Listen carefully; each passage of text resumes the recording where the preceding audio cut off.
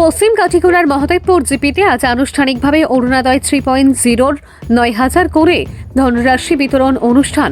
মহিলাদের স্বনির্ভর করতে রাজ্যে মুখ্যমন্ত্রী হিমন্ত বিশ্ব শর্মার প্রয়াস অব্যাহত। মঙ্গলবার রাজ্যে 40 লক্ষ পরিবারের ভাগ্যে অরুণোদয় প্রকল্পের মাধ্যমে জুটল 9,000 টাকা আর্থিক অনুদান।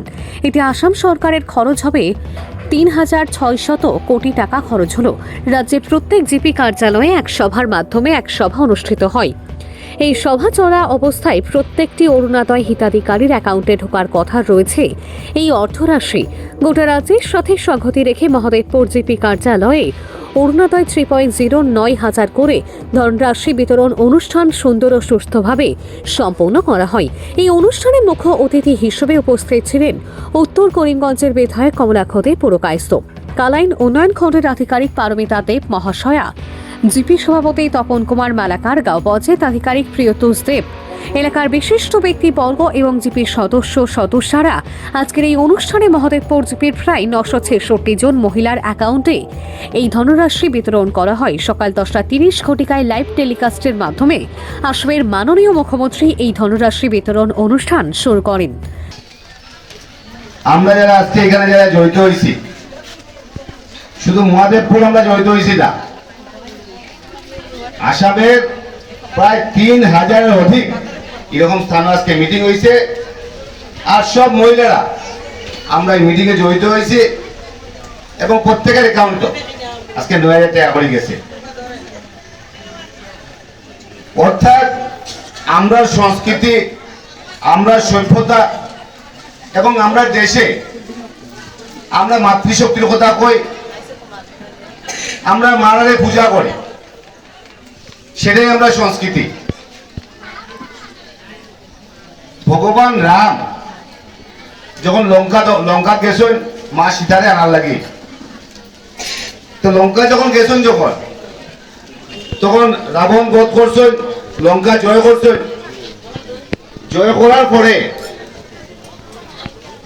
লক্ষণে ভগবান রামরা কইলা যে দাদা, লঙ্কাটা অনেক সুন্দর লঙ্কা, সোনার লঙ্কা, আমার তো খুব ভালো লাগছে, তাতে কিছু আমরা এটা নিয়ে যাই। যদিও আমরা ইতিহাসে এরকম কিছু নেই, আমরা হিন্দুরা যারা এরকম কোনোদিন কিছু করছে না। তখন রামে কইস্তা, হে লক্ষণ, লঙ্কা সোনা হইতে পারে কিন্তু জননী জন্মভূমিষ্য স্বর্গা দেবী গরিয়সী। অর্থাৎ আমার মা এবং আমি যে জায়গায় জন্মগ্রহণ করছি সেই জায়গা স্বর্গ থেকে আরো বিশেষ শ্রেষ্ঠ আমার লাগে শ্রেষ্ঠ আমার মা এবং আমার জন্মভূমি। তার লাগে তো আজকে বিজেপি সরকারে আজকে মারার প্রতি, মারার অ্যাকাউন্টে টাকা, মহিলা উদ্যমিতা, অরুণোদয়, রেশন কার্ড থেকে আরম্ভ করে যত ধরনের প্রকল্প আছে, আমরা সিদ্ধান্ত হয়েছে সেই মারার অ্যাকাউন্ট সেই মারার নামে করা হয়েছে। অর্থাৎ মারারে সম্মান দেওয়া, মারারে যখন আমি সম্মান দেব সেই সম্মানটা আমি পাইব।